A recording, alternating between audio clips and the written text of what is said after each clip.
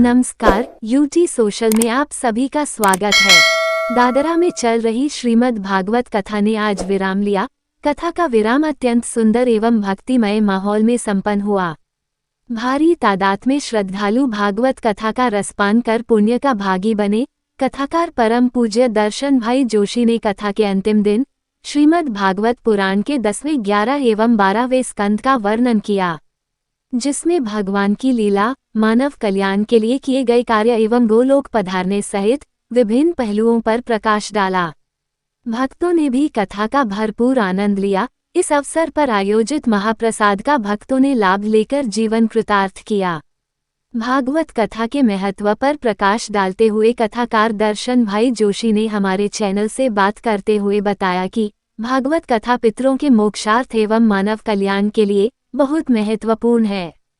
भागवत कथा का रसपान करने मात्र से ही मानव के कष्टों का निवारण होता है और उस पर भगवान की कृपा बरसती है। पेश है समीर गोहिल की रिपोर्ट।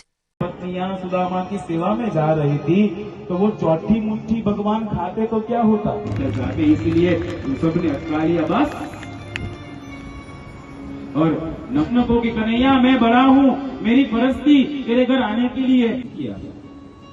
और तभी उसने बताया कि जब आप प्रभु द्वारका गए थे ना, तब एक महीने तक 4-5 दिन तक भूखे रहते थे।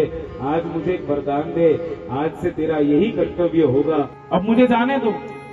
सुशीला कहे स्वामी आप जाओ, उसके साथ कोई वांधा नहीं, लेकिन एक काम कीजिए ना, अभी तो ये जो अपनी फटी हुई धोती है वो निकाल दीजिए, अभी सुवर्ण की एक पीताम्बर निकलाना।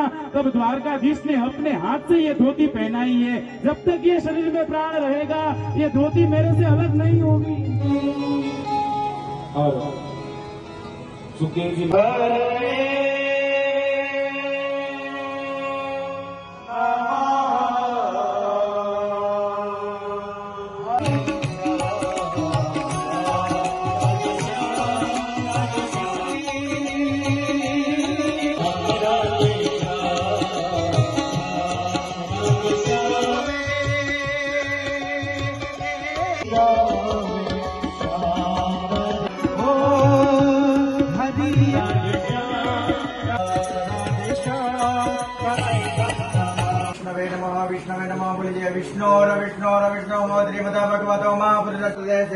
एवं दादा में श्रीमद् भागवत कथा कितनी पुण्यदायी है और इसका मुख्य सार क्या है?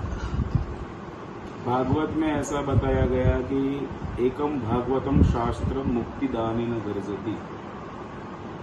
कलयुग में ऐसे तो 18 पुराण है, लेकिन 18 पुराण में से एक ही ये पुराण बताया गया है जो भागवत सभी पितरों को मुक्ति दिलाता है। जब मनुष्य की मृत्यु होता है, मृत्यु होने के बाद 12 दिन के बाद उसको स्वर्ग मिलता है, नरक मिलता है, और जिसको स्वर्ग नरक ना मिले वो प्रेत योनि में उसका वास होता है। ऐसा बोला गया कि प्रेत योनि में भी जिसका वास हो हम उसको पहचानते हो न पहचानते हो, लेकिन उसको याद करके 7 दिन तक हम एक आसन पर बैठकर भागवत जी की कथा सुनते हैं तो अवश्य वो पितृ को मोक्ष दिलाते हैं। इतना सामर्थ्य केवल भागवत में ही सके, कलयुग में दूसरा कोई शास्त्र में इतना सामर्थ्य नहीं है पितरों को मोक्ष दिलाने।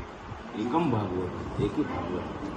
मानव कल्याण के लिए भगवत कथा का आयोजन, जो आयोजक है, जो आयोजन करता है, साथ में जो श्रोता है, लाखों श्रोता है, करोड़ों श्रोता है, उनको कितना लाभ मिलता है, कितना उनका जो है मोक्ष प्राप्ति के लिए सुगम रास्ता है। भागवत में तो यही बताया गया है कि जितना कथा करने वाले को पुण्य नहीं मिलता, इतना पुण्य कथा का आयोजन करने वाले को, कथा को सुनने वाले को मिलता है। हम तो सिर्फ लाउड स्पीकर बन के आते हैं, हम तो पुण्य का कुछ भागीदार नहीं, लेकिन जो भी पुण्य मिलता है वो पुण्य का महत्तम भागीदार कथा का आयोजक।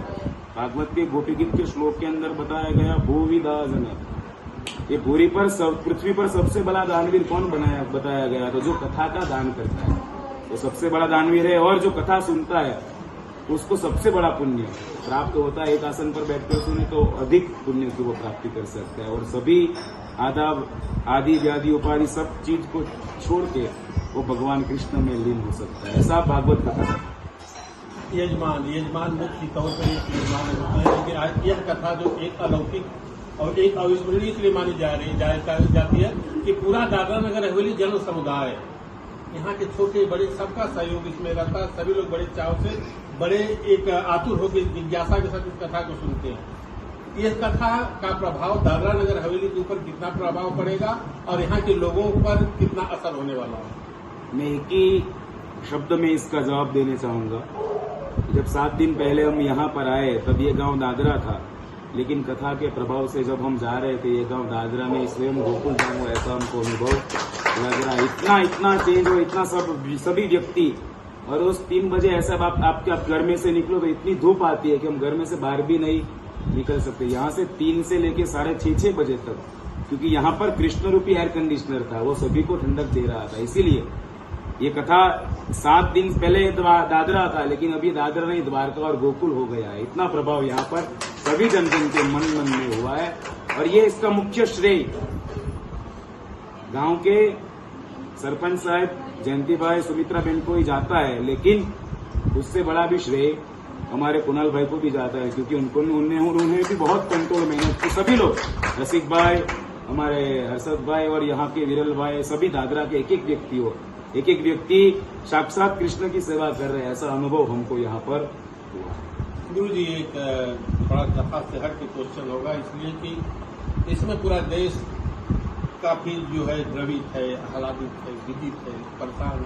ये पहलगांव में जो एक कांड हुआ है, धार्मिक हमारे यहाँ सनातन पर एक बहुत बड़ा एक धक्का लगा है और एक बड़ा वार किया, घातक हमला हुआ है। ऐसे लोगों को जो सनातन के खिलाफ आवाज उठाते हैं और सनातन पर प्रहार करने से अपनी बात नहीं आते हैं, लाख कोशिश करने के बावजूद, हिंदू राष्ट्र है, हिंदू धर्म है, बावजूद इनके हत्या पर चोट पहुंची जा रही है। ऐसे लोगों को क्या आप कड़ा संदेश देने चाहेंगे एक संत समाज के नाते?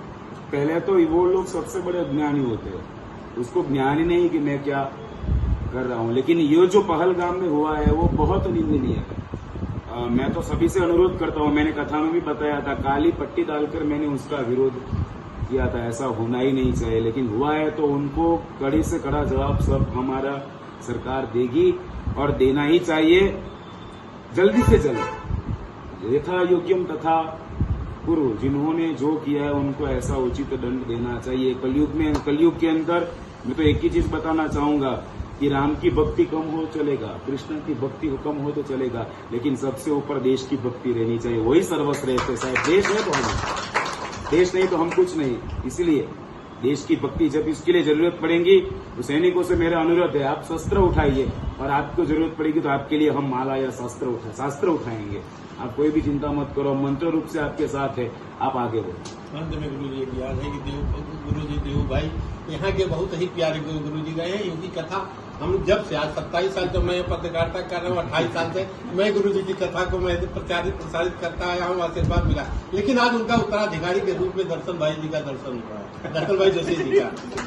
दर्शन भाई जोशी को इस प्रगति के उत्थान के लिए बहुत आगे तक ले जाने के लिए एक पिता के पुत्र के नाते आपको पिता का कितना आशीर्वाद और कितना उनका जो है आपके ऊपर?